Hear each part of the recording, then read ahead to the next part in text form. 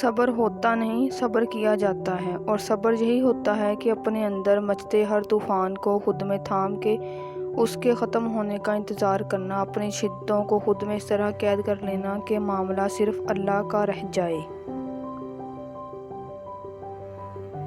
اے اہل فلسطین، تم یوسف کی طرح خوبصورت ہو، اور عالم اسلام نے تمہیں یوسف علیہ السلام کے بھائیوں کی طرح دھوکہ دیا۔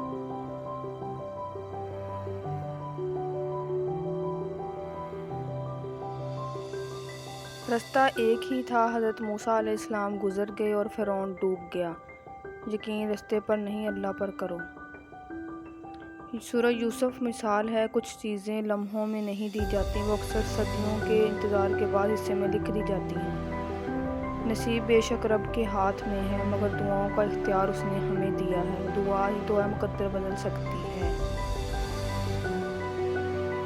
دعائیں جلد یا بددیر قبول ضرور ہوتی ہیں۔ ہو سکتا ہے تم دنیا کی محبت چاہتے ہو اور اس نے تمہیں اپنی محبت کے لیے چن رکھا ہو۔ جو تمہیں ناممکن لگ رہا ہے وہ بھی مانگو، اس کے لیے تو کچھ ناممکن نہیں ہے۔